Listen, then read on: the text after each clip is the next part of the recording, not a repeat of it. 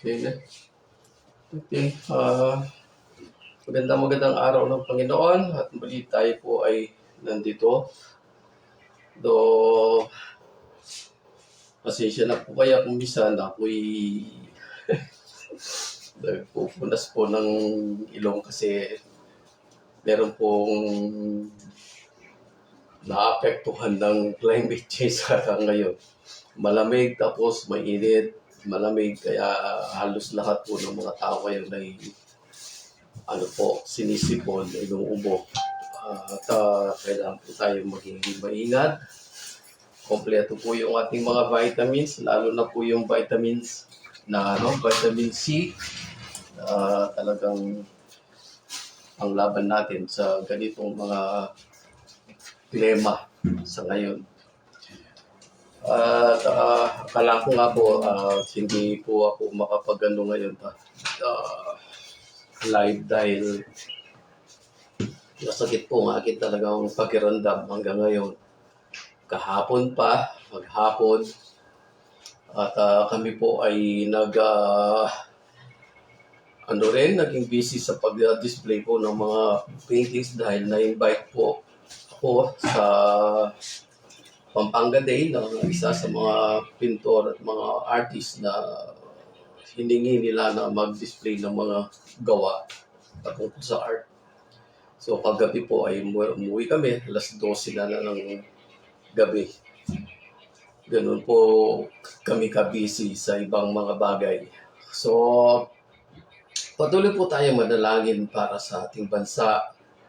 Huwag po tayo maging complacent sa sitwasyon natin ngayon. Kasi po kapag ang kalaban ay nagbabantay at tinitignan niya yung pagiging complacent ng mga tao, even in our spiritual life, ganun po ang kalaban na ginagawa niya. Yung bang kung kailan hindi ka nakahanda, hindi ka aware, dun po siya talaga biglang kikilos. Even in our bansa ngayon, it seems parang peaceful. No, hindi po. At we are in a political turmoil, sinasabi.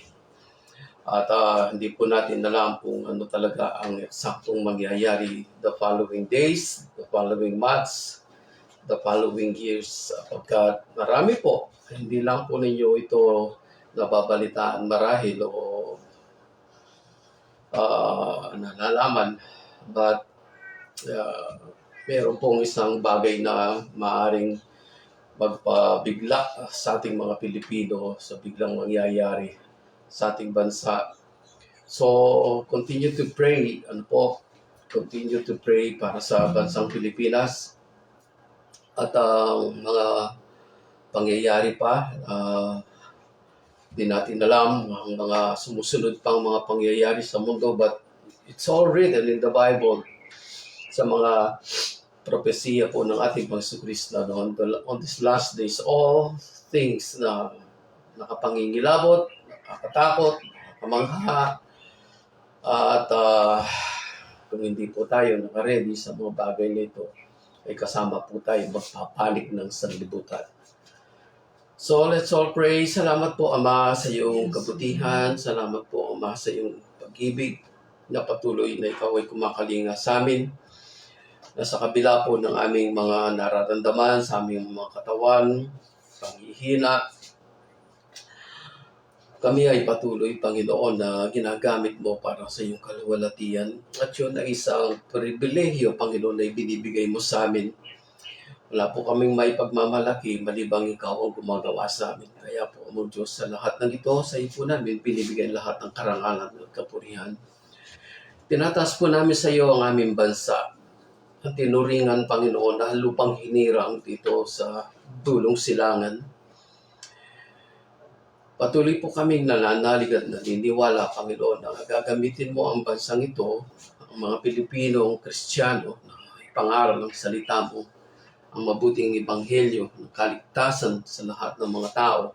Hindi lamang po sa aming bansa, kundi sa mga karatig mga bansa, sa aming mga tabing mga bansa, Panginoon, lalo na dito sa Asia. Kaya po tinataas namin sa iyo ang aming bansa, Panginoon. Yes. Kayo po ang humawak nito. Alam mo, Panginoon, ang girian sa politika.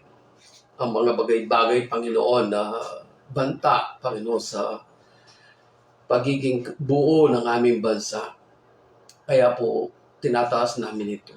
Sapagkat, alam mo, Ama, na hindi mo magagamit ang bansang ito kung kami ay mga nagkakagulo at hindi nagkakaisa. Kaya po, tinataas po namin ang bawat Pilipino na sumasampalataya sa iyong pangalan, Amang Diyos. Most of them, some of them, ayaw makialam. Yet, sa kabila nito, Panginoon, nakikita na nila ang mga bagay-bagay na hindi magandang nangyayari sa aming bansa. Kaya tulungan mo po ang bawat Pilipino, Panginoon, na magkaisa, na itayo ang aming bansa sa pamamagitan ng iyong pagkilos, sa pamamagitan po ng iyong paggawa. Hindi namin magagawa ang lahat ng ito malibang ikaw ang mamagitan. Kaya po, salamat po, Panginoon, sapagkat ikaw ay Diyos ng bansang Pilipinas at marami ang sumasampalataya sa iyo. Salamat po, Amang Diyos, sa iyong kabutihan. We pray for all nations, Lord, na ngayon ay nagsasuffer, Panginoon, ng persecution, mga pagpatay, pag-abduct sa mga babaeng, mga Kristiyano, sa Mozambique, doon po sa Nigeria, even in Sudan, doon po sa mga lugar na masyadong extreme ang ibang mga grupo na ang kanilang mga kapwa, mga Aprikano ay kanilang pinipersecute dahil sa pagkakaiba ng mga pananampalataya at pananaw. Hindi lamang po dito sa Africa na ito, kundi maging dito sa Asia, Panginoon. Alam namin ang mga nangyayari sa mga persecution na nangyayari sa mga karating mga bansa na hindi kumikilala sa iyo bilang Diyos. They are persecuting some of the Christians, Lord. Mga pastor, binibilanggo, pinarurusahan dahil sa kanilang pangangar ng Ebanghelyo sa kanilang mga bansa na ayaw kumilala sa aming Panginoon. Alam mo po ang mga bansang ito, Panginoon, kahit hindi namin banggitin ang kanilang mga pangalan. Alam mo sila, Panginoon. Kaya po, tulungan mo kami na kami ay patuloy na manalangin para sa aming kapwa Kristiyano na dumaranas, Panginoon, ng mga pagsubok, ng mga pag-uusig sa mga lugar, Panginoon, na kung saan hindi kumikilala sila sa aming Panginoon. So help them, O God, protect them, and provide their needs, Lord, sa kabila ng kanilang pagtatago, sa kabila ng kanilang mga kakulangan. Provide their needs, O God. In the name of Jesus, we pray. Salamat po, Mang Diyos. Pagpalain mo po ang lahat ng nakikinig at makikinig ngayon at manonood sa mga oras na ito, sa mga sumusunod pang mga araw. Pagpalain mo po sila, Mang Diyos. Hayaan mo po ang iba ng Espiritu o siya malaya pong kumila sa aming kalagitnaan. Ipahadaman niya sa amin at ipaliwanag na mabuti ang aming pag-aaralan ngayon. Alam namin, Panginoon, hindi ka tumitigil sa pagkilos mo sa amin, sa paggawa mo sa amin. Sa kabila ng aming mga kahinaan, sa kabila ng aming kapaguran, nandyan ka, palagi ka umaantabay sa amin. Salamat po, Ama, sa iyong kabutihan. Pagpalain mo pong lahat ng makikinig at nakikinig at makikinig pa at manonood pa sa mga panahon pang dumarating. Salamat po, Amang Diyos. Salamat po sa iyong pag-ibig. Salamat po sa iyong banal na presensya. Salamat po sa iyong banal na Espiritu na patuloy nagkikilos sa aming kalagitnaan. Sa bawat sambahayan, sa bawat individual, sa mga oras na ito. Salamat po, Ama, sa lahat ng ito. Sa iyo po namin binibigyan lahat ng karangalan at kapulihan. Sa pangalan ng aming Kristo. Amen. So, atin na pong buksan ang ating mga Biblia.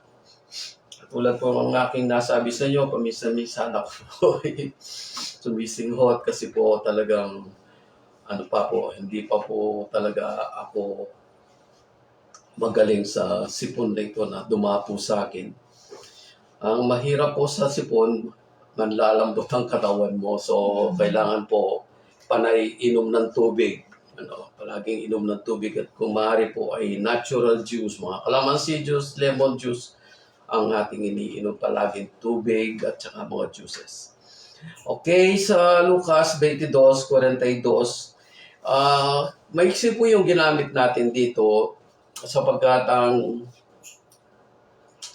pinakapunto nito ay yung pagsamo ng ating Kristo sa Diyos Ama, ano po, sa Diyos Ama, noong bago po siya napin, at parusahan at ipako sa krus. So, ang sabi niya dito ng ating Kristo, babasahin muna po natin yung verse 42, B, yung po nakasulat kasi po dito. Sabi, Ama, wika niya, kung maaari, ilayo mo sa akin ang sarong ito. Gayon may huwag ang kalooban ko ang masunod, kundi ang kalooban mo.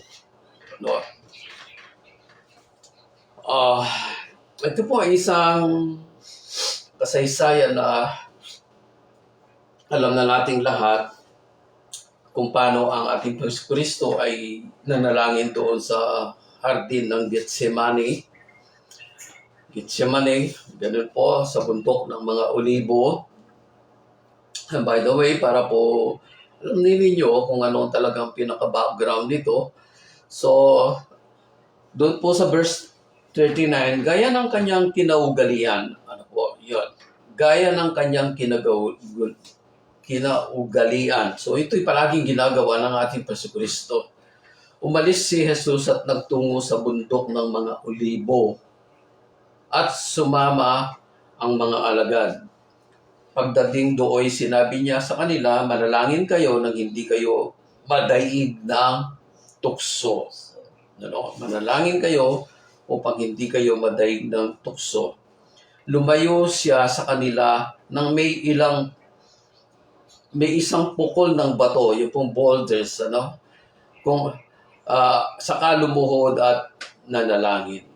Yan nga po, sabi niya, Ama, wika niya, kung maaari ilayo mo sa akin ang sarong ito. A cup of suffering po yun.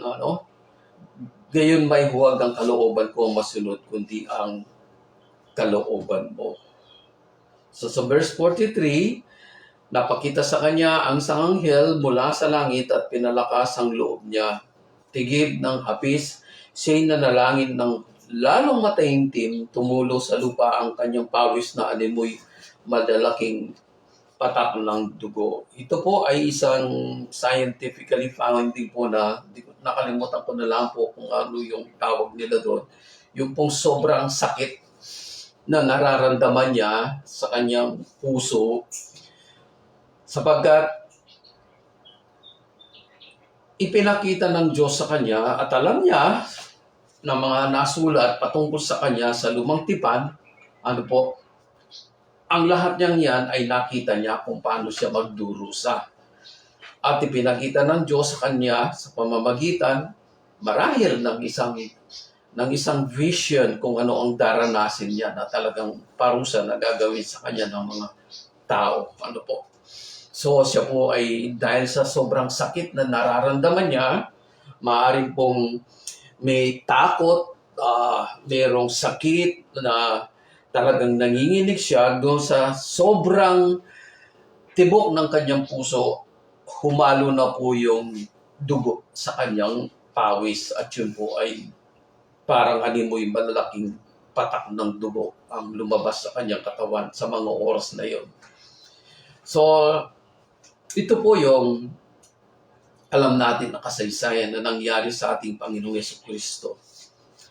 Alam niya kung ano ang daranasin niya, ano ang gagawin sa kanya ng mga tao. Alam niya kung paano siya maglalakad sa Via Dolorosa ng ilang kilometro. Meron nga po akong nakita ang isang pinaliwanag po nila by means of yung pong mga sa computer, sa data, yung pong mula po doon sa kung saan siya ay kinulong at pinarusahan hanggang doon sa Golgotha, meron po atang more than 630 steps. Kung hindi po ako nagkakamali, doon sa akin nabasa yan. Every 600 plus na steps na nilalakad ng ating Panginoon, mayroong mga kasaysayan doon na nangyayari. accurate po yung tinignan po nila sa computer, yung pong parang hindi siguro masasabi nating AI or computer, na talagang sinearch nila kung anong talagang nangyayari at saan dumaan ang ating Panginoon. So nakita nila for every 600 plus steps, merong nangyayari na tulad po ng pagkadapa niya, gano'n. Tapos yung pong sinalubong siya ng mga tao na umiiyak, yung mga babae. Every step po, hanggang sa makarating po siya sa Golgotha, sa kung po tawag ng buntok ng kamatayan, a place of skull. So, alam ng ating Panginoon ang sakit na kanyang mararanasan. Alam niya. At alam din niya ang gagawin sa kanya ng mga tao. Subalit sa kabila nito, siya po ay sumulong. So, maaari siguro ngayon sa atin bilang mga Kristiyano, kung minsan natatanong natin sa ating mga sarili, bakit dinaranas ko ito? Ganun. Bakit nangyayari ito sa buhay ko? Binabayaan ba ako ng Diyos?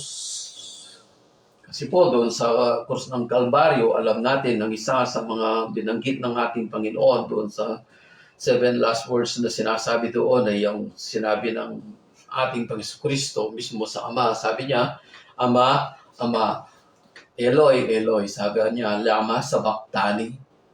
Ama ko, bakit mo ako pinabayaan? Diyos ko, bakit mo ako pinabayaan? Ang sabi. So, ang sabi nga po ng ibang mga mangangaral, tumalikod ang Ama nang namamatay na ang ating Panginoon doon sa krus ng Kalbaryo. Sapagkat ayaw daw niyang makita ang mamatay ang kanyang anak doon sa kagagawan ng mga tao doon. Tumalikod siya. Dahil kung siya raw po ang Ama ay nakatingin sa kanyang anak, masasaktan dyan siya ng husto at baka patayin niya ang mga tao. Pero dahil nga po, merong plano ang Diyos, kaya tiniis ng Ama ang sakit na nararamdaman niya habang ang kanyang anak ay malapit na mapagtulog ang hininga. At meron din po akong napanood doon sa mga video na ipinakita nila during that suffering of Jesus doon po sa krus ng Kalbaryo na yon, nang ipinako siya. Alam po ninyo, sabi nila, there are 72 mighty angels ang nakaredy. Nakaredy na po sila. 72 na mighty angels na handang lumusob sa mundo upang wasakin ang sanlibutan dahil sa kanilang ginagawa sa ating Panginoong Jesucristo, sa anak ng Diyos mismo. So nakaredy na po sila. Yung pong mga espada kasi pagka nakaredy po yan, nakababa siya pero hawak-hawak po doon sa kanang kamay yung nakaredy at kung minsan ay nakataas. Within seconds, maaari po silang lumusob sa sanlibutan at patayin ang lahat ng mga tao na may kaugagawan sa pagdurusa ng ating Panginoon. Just a second, sabi nila, ng kasaysayan na yun, parang parang ginawa nila, but it's real kung titignan natin. Nakahanda na po sila talaga na lumusob sa sanlibutan upang wasakin ng mundo. But suddenly po, sumigaw ang ating Panginoon. Nakahanda na po yung kanilang mga espada, nakataas na lahat. 72 mighty angels po sila, sabi. Nakataas na sila at handa na silang lumusob. Nakasakay po sila ng mga kabayo. But suddenly, lumabas sa bibig ng ating Panginoong Jesucristo, Ama, Ama, patawarin mo po sila sapagkat hindi nila alam ang kanilang ginagawa. Suddenly po yung mga espada ng mga ano ay isinumbit uli sa kanilang mga takiliran at sila po'y lumuhod. Sila'y lumuhod. Iginalang nila ang salita ng ating Pasko Kristo. Father God, forgive them for they didn't know what they are doing. So ang mga angels po ay sinubit ang kanilang mga espada at sila po ay lumuhod bilang pagsamba at paggalaw. Parang kung titignan natin ito, makikita natin in reality kung hindi nagsalita ang ating Pasko Kristo, napatawarin mo sila, Ama. Ano kaya ang nangyari sa sanlibutan? But in all of this, alam ng ating Pasko Kristo kung ano talaga ang mangyayari sa Kanya. Tiniis niya yon. Tiniis niya. Alang-alang sa atin. So, magbibigay po ako ng maraming mga suffering and trials na dinaranas natin ngayon na kung minsan ay dumarating sa atin ang mga katanungan. Why do Christians suffer? Yun po ang tinatanong ng marami. Katulad nga po ng mga narinig ninyo nung mga nakaraang panahon sa pangangaral dito sa ating pag-aaral. Mula nang tanggapin natin ang ating Pasko Kristo bilang Panginoon at tagapagligtas, we enlist ourselves sa isang hukbo ng Diyos. At nang tayo po ay tumanggap sa Kanya at isinulat na ang ating mga pangalan sa aklat na yon, kasabay na rin na ipinatong ng Panginoong Diyos sa ating mga balikat ang isang krus. Ang isang krus. Isang krus na hindi natin nakikita pero nararanasan natin. Ano? Nararanasan natin sa iba-iba't ibang kaparaanan ng pagdadalisay sa atin. Tandaan po natin, trials and suffering are not meant to destroy us. They are meant to purify us. Amen. Yun po ang talagang layunin ng Diyos sa atin. Kung kayo po ay nagbabasa patungkol sa mga training ng mga sundalo, lalo na po yung mga Marines, ano po, yung mga Special Forces, ano po, yung po mga Navy SEAL ng Amerika, kung makikita po ninyo ang training nila, grabe. Kung minsan po, by thousands ang mga nag-enlist, pero ang nakakapasa, kung minsan 300, 200. Lalo na po sa Marines natin ngayon na siyang kinatatakutan po ng ibang mga bansa, yung ating mga Marines na ito na mga Special Forces. Ang tawag po sa kanila ay mga musang. Pero grabe po ang training sa kanila. Ang kanila pong kasabihan, no man will be left behind kapag sila po'y lumusob sa kanilang mga kalaban. At maaari po silang mamatay ng sabay-sabay, but they will not abandon their duty. Yun po ang mga special forces natin ng mga Marines. So sa atin ngayon, bilang mga Kristiyano, wala pong pinag-iba yun sa atin. Tayo po ay mga special forces. So, ihanda na po natin ang ating mga sarili sa mga iba't ibang pagsubok, pagdadalisay ng ating Panginoong Diyos mismo sa atin.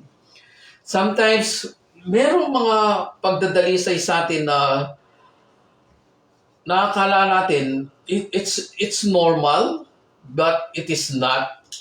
Ano po? Tingnan po natin ito. Una, dumaranas po tayo ng pagsubok sa financial difficulties. Ano po? Dito sa 2 Korinto 8, ay mababasa po natin dito ang ugali po ng mga Kristiyano doon sa Korinto. At meron naman po magagandang ugali yung mga Kristiyano sa Korinto. Ano po? Pero yung pong the third letter, or parang yun na nung talagang second Corinthians, pero nawala po, nasunog. dahil masyado pong mabibigat ang mga binitawang salita ni San Pablo doon sa aklat na yon. Kaya siguro pinahintulot na ng Panginoon na yun ay masunog at mawala. But tingnan po natin yung mabuting mga ugali ng mga Kristiyano doon sa Korinto. Ang sabi niya dito, 2 Corinthians chapter 8, verse 1 to 5, ibig kong ibalita sa inyo, mga kapatid, ang nagawa ng pag-ibig ng Diyos sa mga iglesia sa Macedonia. Dumanas sila ng matinding kahirapan at ito'y isang mahigpit na pagsubok sa kanila. At sa kabila ng kanilang paghihikahos, masayang-masaya pa rin sila at bukas ang palad sa pagbibigay. Sila'y kusang loob na naggabuloy, hindi lamang ayon sa kanilang kaya, kundi higit pa. Alam ko ito pagkat mahigpit nilang ipinamanhik sa akin na sila'y bigyan ng pagkakataong makatulong sa mga kapatid sa Judea.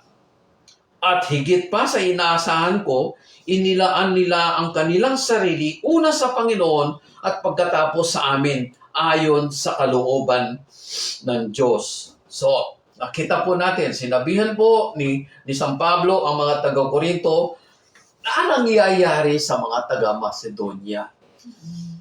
Kuminsan po kasi meron tayong ugali na indirect na pagsundot sa puso ng isang tao.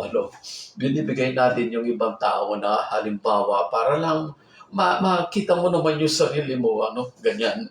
So, itong mga taga-Macedonia nito, sa kabila ng matinding kahirapan, siguro merong mga famine, ganyan, kakulangan sa pagkain. At yun ay isang mahigpit na pagsubok sa kanila, sabi ni Paul.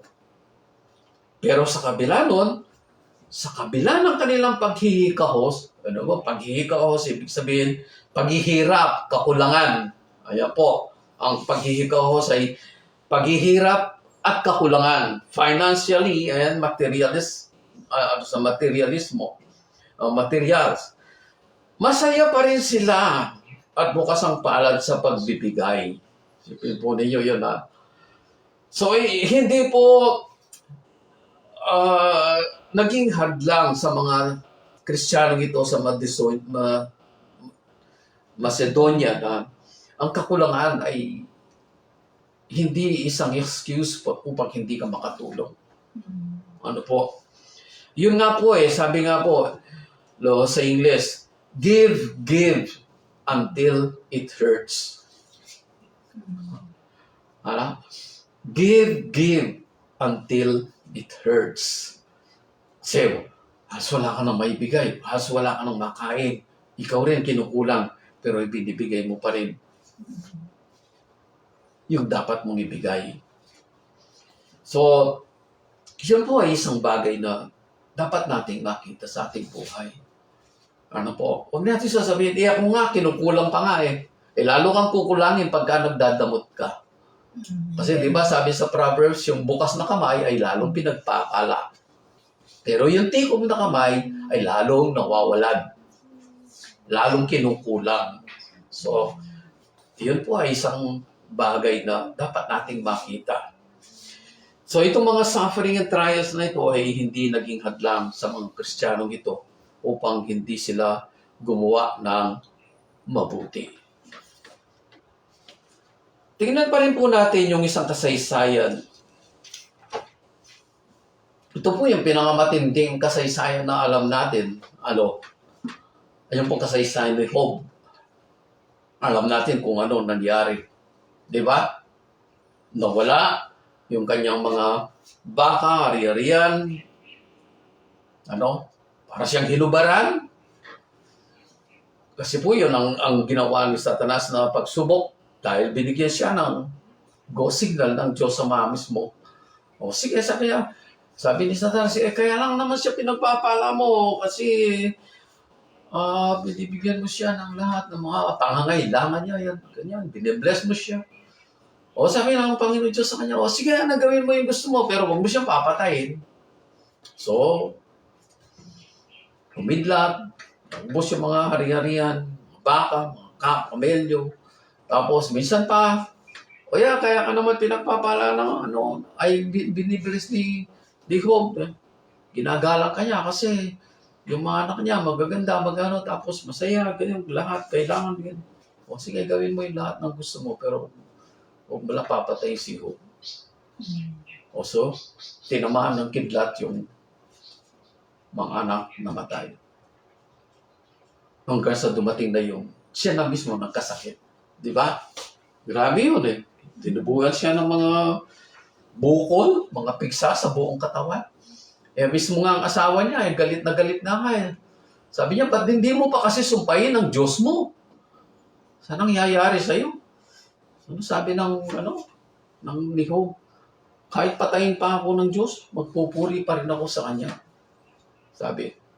So, ito po yung isang kasaysayan. Ako nga po kanina, habang tinitingnan ko po yung kasaysayan na ito, tapos sabi ko, ngayon ko lang napansin kaagad. Ngayon pa lang napansin, haba pa lang ng mga pages ng Job. Hanggang 42 pages. Ano po, nabasa ko na po ito, pero hindi ko napansin ba? 42. At sa alam natin ang kasaysayan ni Job, grabe. Grabe. Nawala yung kanyang ari-arian, mga baka, mga kamelyo, mga tupa, kambing. Namatay yung kanyang mga anak. Tapos, nagkasakit pa siya ng mga pigsa. Tapos yung mismong asawa niya, inuuyam siya. Kung ikaw ang nasa ganong kalagayan, anong gagawin mo?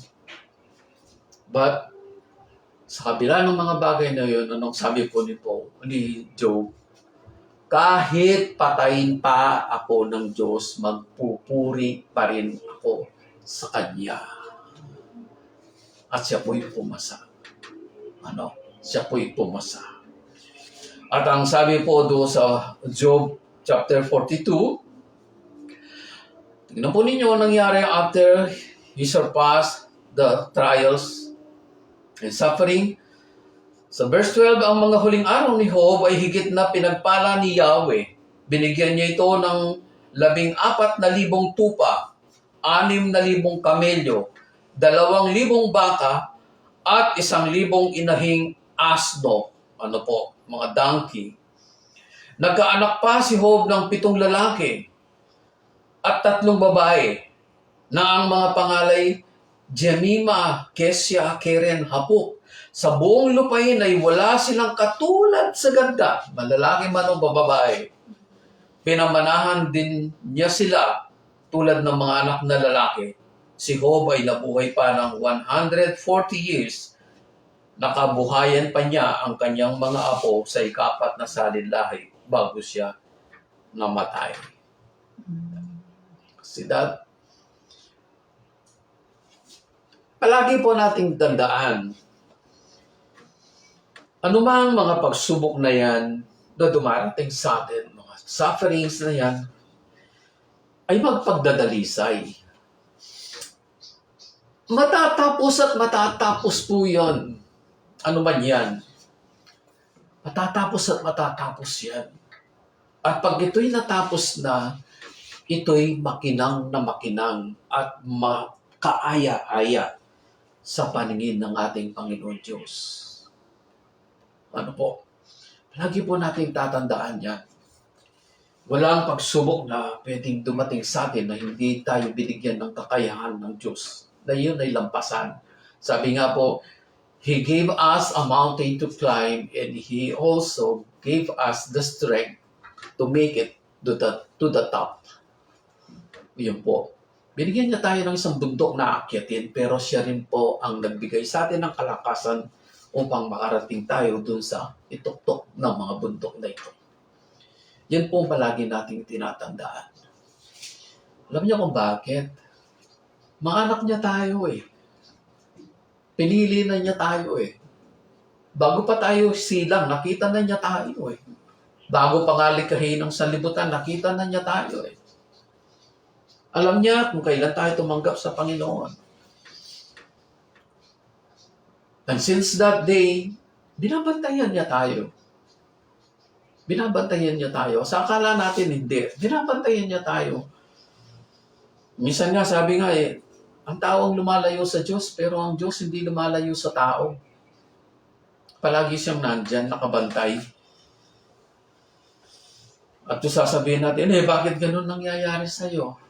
Remember, it's part of the process. It's part of the process.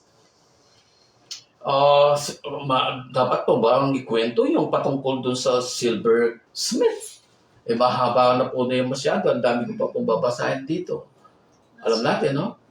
Share mo niya rin. Oo. At sa silversmith, anong nangyari nung bandang huli? Makintab na siya.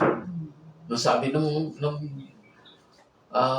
bata, na nagtanong sa kanya, na dalagita, I think, ano po yan matatapos? Sabi ng silversmith, kapag ka nakikita ko na yung mukha ko, yung image ko doon sa cup, tapos na yan.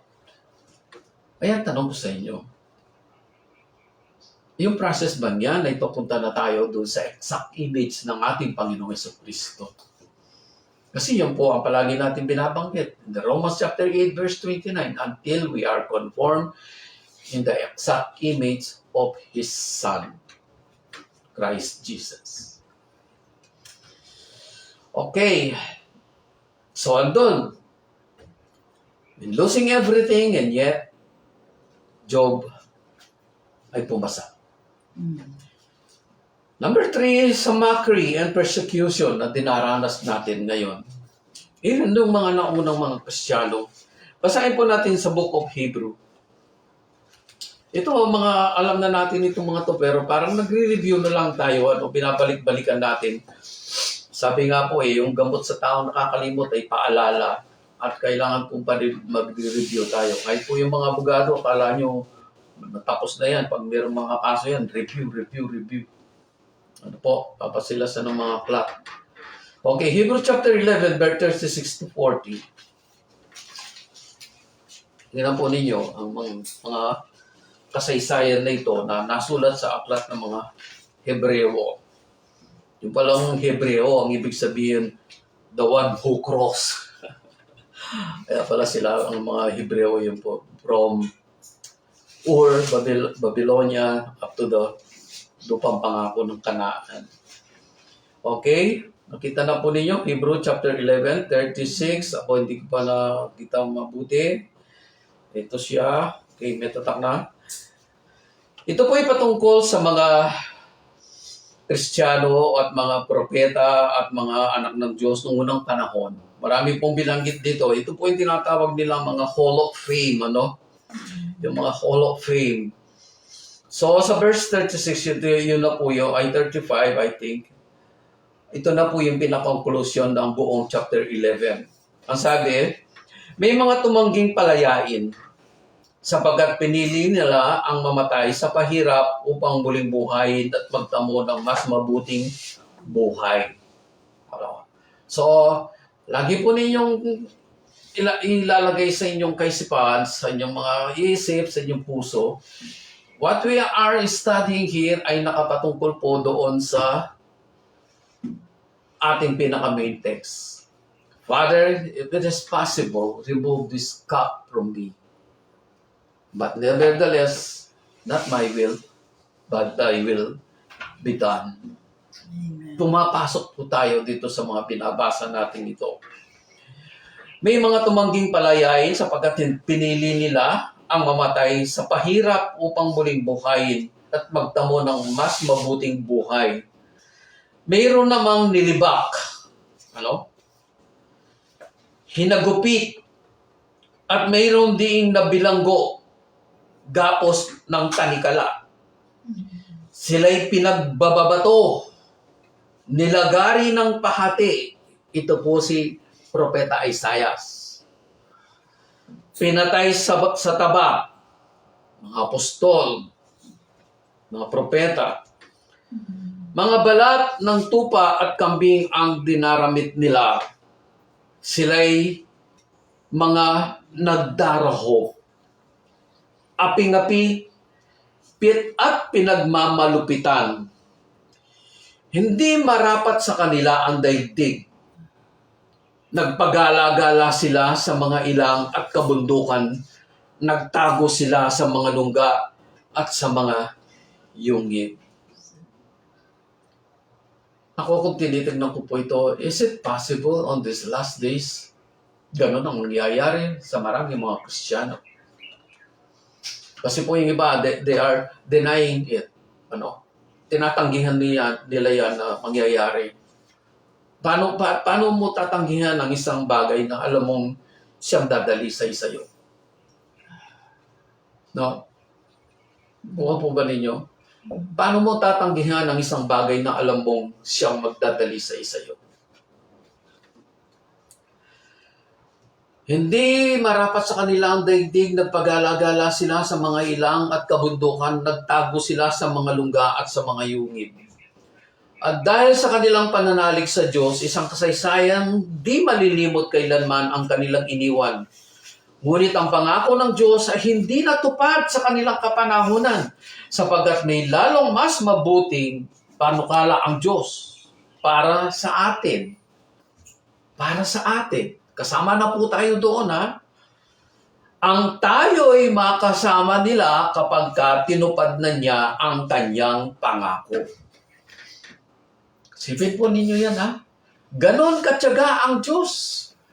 Hindi niya ipinakita sa mga naunang mananampalataya, mga propeta, mga apostol, mga Kristiyano noong unang panahon, hindi nila naranasan ang pangako ng Diyos sapagkat ang pangako ng Diyos ay mahigit na mas mabuti na sinasabi sapagkat may lalong mabuting panukala ang Diyos para sa atin. Ang tayo'y makasama nila kapag tinupad na niya ang kanyang mga pangako.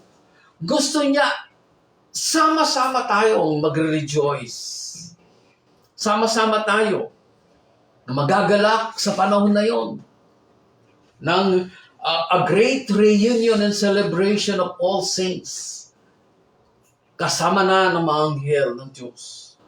We will celebrate them the day of Jubilee na tinatawag nila sa panahon ng pagdating ng ating Panginoon. Ito po ang ating pinananabikan na mangyayari. But as of now, maranasan natin ang ibang-ibang mga nangyayari sa sanlibutan ngayon. Hindi tayo maaaring maabsuelto sa mga yan. It's a part of the process. Kasama ng sanlibutan. Even ang kalikasan din po sa Book of Romans, ang kalikasan na naghihintay sa pagkahayag ng Diyos sa kanyang mga hinirang. Sapagkat alam nila, kapag ang mga anak ng Diyos ay pinalaya na kasamang lalaya ang sanlibutan, ang daigdig na ito sa kanyang kabulukan, sa kanyang pagkasira. Diba? Kasi itatatag na ng Diyos ang isang mundo, isang kaharian na hindi na masisira kailanman. Even the nature is waiting. Kung ang nature na naghihintay, tayo pa kaya? So, sa kabila ng mockery and persecution na nangyari sa mga Kristiyanong ito, hindi sila napinag. Because they embrace that suffering. Amen. Because they know that suffering is a way of purification of God. Number 4 na, in trials and pagsubok. Kasama rin pa rin po yan, trials and pagsubok. Tignan po natin sa 1 Peter chapter 1. Verse 1 to 9. Mahaba-haba ng konti ito, no? Dalawa silang medyo mahaba-haba ng konti. Sabi po dito sa 1 Peter chapter 1, verse 1 to 9. Teka, sandali po. Baka nagkakamali ako. Verse 3. Yeah. Siguro mag-umpisa na po tayo doon sa 3. Purihin natin ang Diyos at Ama ng ating Panginoong Jesucristo. Dahil sa laki ng habag niya sa atin, tayo'y isinilang sa isang panibagong buhay sa pamamagitan ng muling pagkabuhay ni Jesucristo. Po, tandaan po ninyo, sa pamamagitan ng muling pagkabuhay ni Hesukristo. Ang bagong buhay na yan ang nagbigay sa atin ng malaking pag-asa.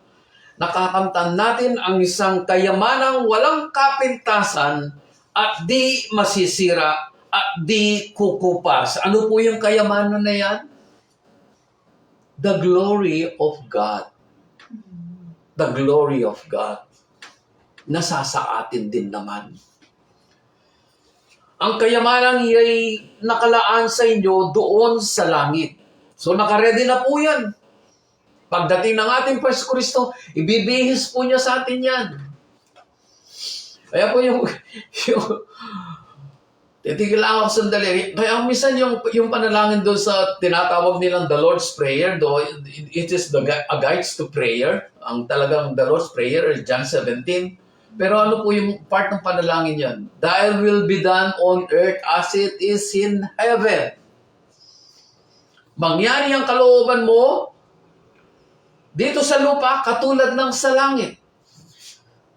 Ang sabi ng ating binasang ito, ang kayamanan niya ay nakalaan sa inyo doon sa langit. Now it was being prepared doon sa kaharian ng Diyos. Ang kaluwalhatian na yon para sa atin. Itong katawan na ito, pansamantala yan eh. Kung ano-ano ginagayot-gayot natin sa ating mga sarili. And yet, are we, ano po yung tawag to? Nagsusumikap ba tayo talagang katulad ng pagsusumikap ng Diyos sa atin na tayo po'y makarating doon sa kaluwalhatian na yon, doon sa perfection na yon, na inilaan na ng Diyos doon sa kalangitan? Are we pursuing that? Yung po, sumasabay ba tayo sa ginagawa ng Diyos? O pilit tayo umihiwalay? Kung tayo pilit na umihiwalay, kung minsan maalis tayo sa ginuhit ng Panginoon, we are delaying our maturity. We are delaying our maturity. So sapagkat, sa verse 5, sapagkat kayo'y sumampalataya, iingatan kayo ng kapangyarihan ng Diyos, samantalang hinihintay ninyo ang kaligtasang nakalaang ihayag sa katapusan ng mga panahon. Sipan po ninyo yan Habang hinihintay natin, ang Diyos mismo ang mag-iingat sa atin.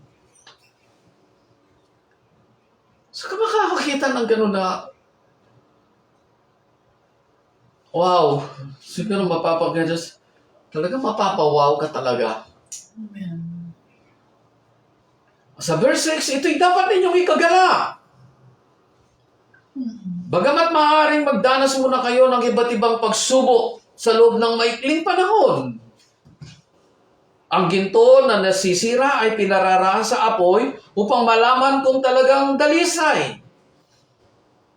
Ginto yan, ikinumpara tayo sa gold.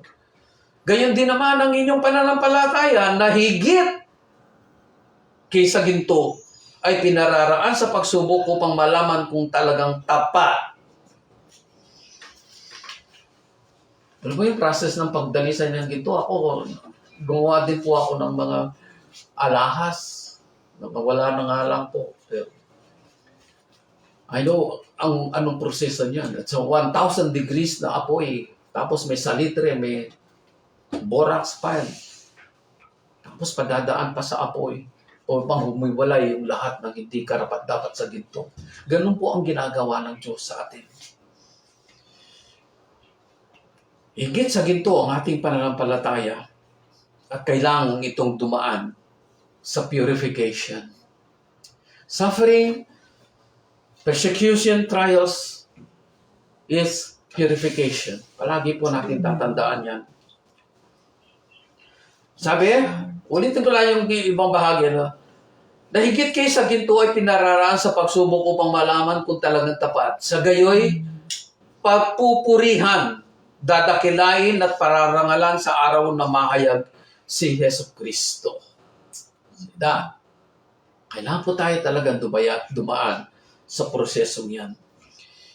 Hindi ninyo siya nakita kailanman, ngunit siya inibig na ninyo. Hindi pa rin ninyo siya nakikita magpahanggang ngayon. Ngunit nananalig kayo sa Kanya dahil dito'y nag-uumapaw na sa inyong puso ang kagalakang di kayang ilarawan sa salita sapagkat inaani na ninyo ang bunga ng inyong pananampalataya, ang inyong kaligtasan. Amen. Amen. Amen. Kailangan po talaga nararanasan na natin yan. Yung galak.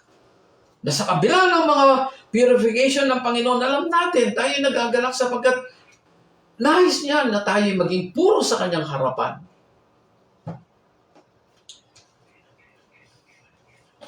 At yun ang nagiging kapayapaan natin ng ating kaligtasan. You are saved by the blood of Jesus. Diba sa Romans 5:9, lalo nang higit ngayon, ang katiyakan ng ating kaligtasan dahil sa dugo ng ating Panginoon. Napakadakila ng Panginoon. Ano? Doon po sa 1 Peter chapter 4 pa rin, babasahin natin na po.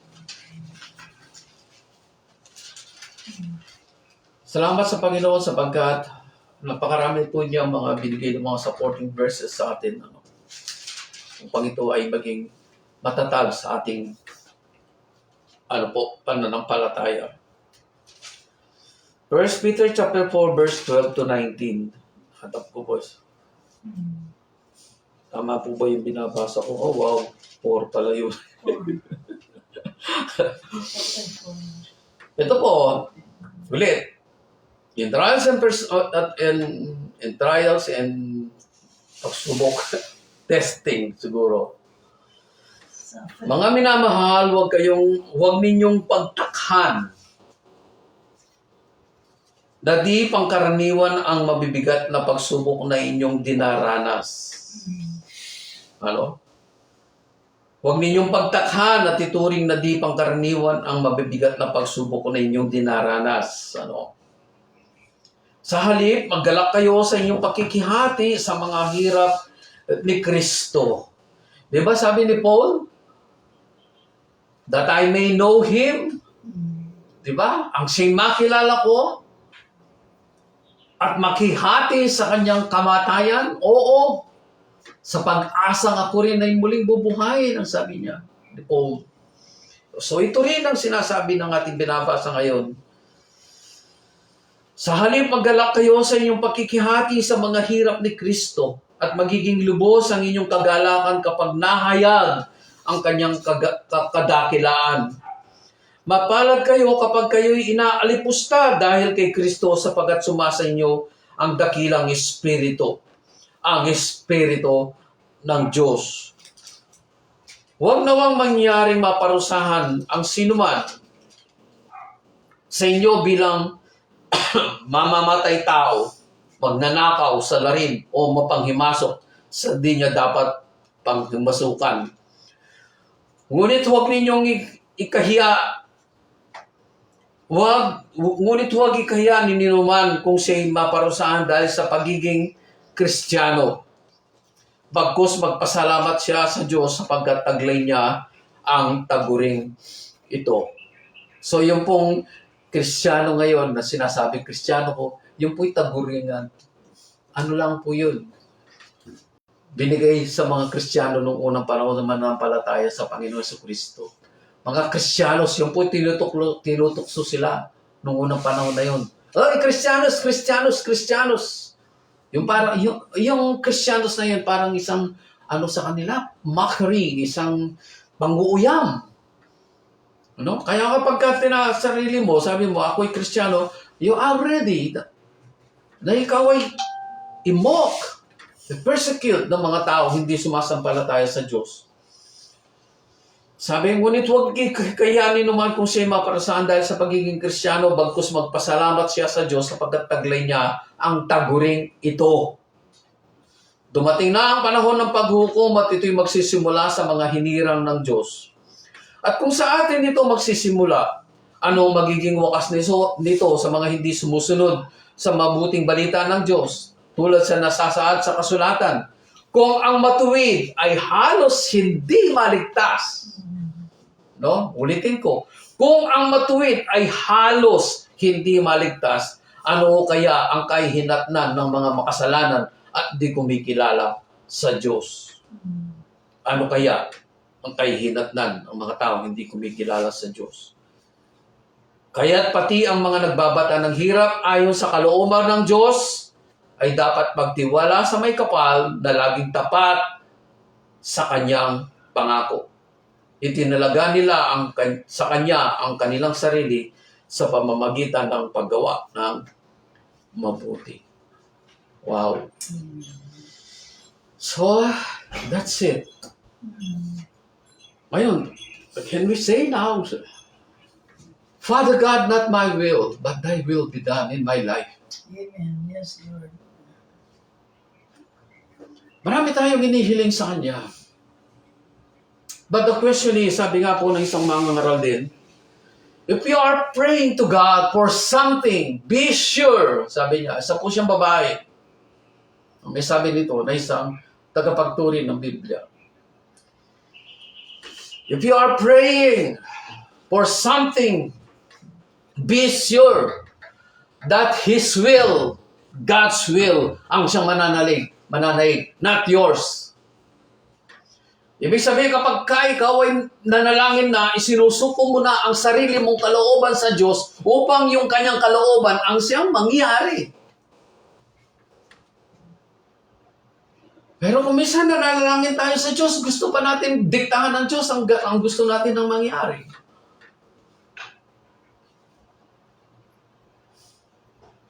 Nakakalungkot yung yun ang ating kaisipan. But still, in all of this, whenever we pray, God, let your will be done.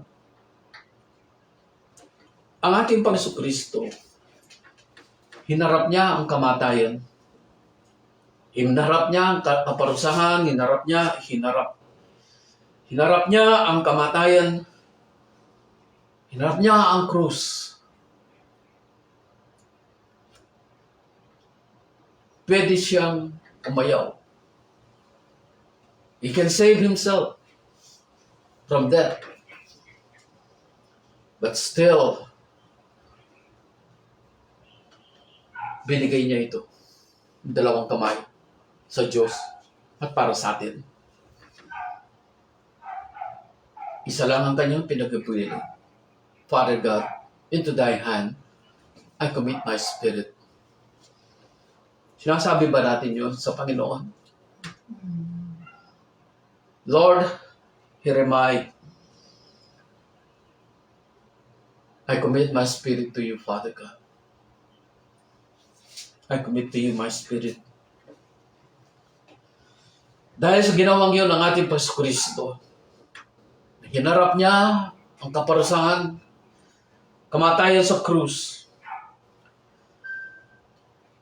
Binata niya lahat ng yan.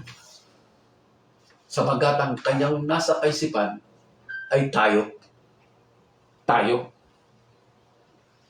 Ito of us, kaya ini-enjoy natin ang kaligtasan ito. Because He surpassed death. Now He lives. Nandun na siya sa kaharian ng Diyos, nakaupo sa kanang bahagi ng Diyos. And that is our joy, our peace. Patuloy tayong magtiwala. Yes, Lord. Patuloy tayong magtiwala. Open. And in the last of this, sometimes we need glory. Sabi natin, gusto natin ng kalwalatian, gusto natin ng kaligtasan, pero hindi natin palaging nire-review ang Philippians chapter 2. Babasahin po natin bilang pagtatapos natin. Ang sabi dito Philippians chapter 2 verse 5, iba-iba po yung ano niyan. Magpakababa kayo tulad ni Kristo. Ang sabi po, the attitude you should have is the one that Christ Jesus had. Amen. Sa King James Version, let this mind be in you. Sabi po sa King James. Kahit siya'y Diyos, ang sabi po ng translation nito. But in the other translation, kahit siya'y nasa anyo ng isang Diyos. Though He is in the form of God, sabi. Hindi siya nagpumilit na manatiling kapantay ng Diyos. Sa halip ay kusa niyang binitawan ng karapatan niyang yun at namuhay na isang alipin. Ipinanganak siyang tulad ng isang karaniwang tao. Siya'y nagpakababa at naging masunurin hanggang kamatayan sa krus. Oo, hanggang kamatayan sa krus. Kaya naman, siya'y itinampok ng Diyos at binigyan ng pangalang higit sa lahat ng pangalan. Ano pat ang lahat ng nilalang na nasa langit, nasa lupa, at nasa ilalim ng lupa ay maninikluhod at sasamba sa kanyang pangalan. At ipahayag ng lahat na si Jesucristo ang Panginoon sa ikararangal ng Diyos Ama. Amen. That is the secret of glory na ninanasa po natin.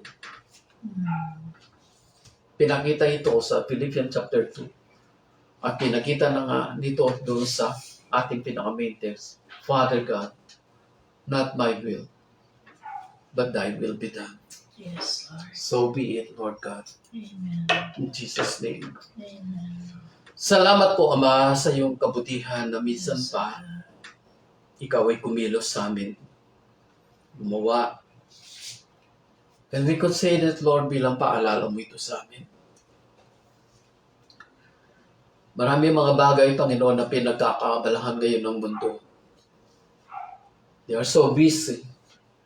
And yet, Father God, you are also so busy sa pagkilos mo sa amin na iyong mga anak. At yun ang aming kinagagala. Yun ang aming kapayapaan. Yun ang aming, Panginoon, katiwasayan sa aming kalagayan sa iyo, Amang Diyos. Sapagkat alam namin, hindi mo kami bibitawan, hindi mo kami iiwan. Sapagkat ikaw ang aming Diyos at patuloy na sinasabi mo sa amin in the book of Isaiah 41:10 and 13. I will uphold you in the right hand of my righteousness. I will never allow to lose you. Hindi ka mawawala sa akin as long na nakakapit kami sa iyo, Ama. As long na nakapit kami sa iyo. Salamat po, Amang Diyos, sa iyong kabutihan. Pagpalain mo lahat ng nakinig na nood ngayon at mga nunood pa at makikinig pa sa mga sumusunod pang mga araw. Hayaan mo po ang iyong pag-ibig ang siyang patuloy na dumaloy sa bawat individual, sa bawat tahanan, sa bawat pamilya. Continue to move, O God, in our family, even into our extended family, O God. Patuloy kang kumilos. Ang dalangin namin at ang aming mga sinasamo sa iyo. Nais namin makasama ang aming mga anak, mga apo, even may mga manugang, even our extended family, Lord, mga apo namin. Nais namin sila makasama sa iyong kaharian. That they can see, O God, katulad na sinasabi ng pananaksulatan, marami ang magpapasalamat, Panginoon, sapagkat sila dinatnan ng mabuting balita. At yun, Panginoon, ang nais mong gawin namin. Ay palaganap pa ang iyong kaligtasan, ang iyong mabuting balita, ang kaligtasan. Salamat po, Ama, sa araw na ito. Patuloy ng pagpapala mo'y sumaan. Sa aming pong pansamantalang pag-iwahiwalay, hayaan mo ang iyong pag-ibig ang siya manatili sa amin mga puso at ito'y aming ipadama sa aming kapwa, lalo na po sa mga kapatiran sa iglesia. At ang iyong biyaya, Panginoong Jesucristo, na siya patuloy nakikilos sa amin upang magawa namin ang kalooban ng Ama tulad ng sinigaw mo doon, Panginoon, sa Getsemani. Thy will be done, O Father God. Thy will be done. Thy will be done. At ang pagkilos po ng Banal Espiritu siya manatili sa amin upang kami akayin sa buhay na banal at matuwid hanggang sa pagdating ng aming Jesucristo. Salamat po, Ama, sa lahat ng ito. Sa iyo po namin binibigyan lahat ng karangalan, kapurihan, kapasalamatan sa tanging pangalan po ng aming Jesucristo. Amen. Amen. God bless you, keeps you.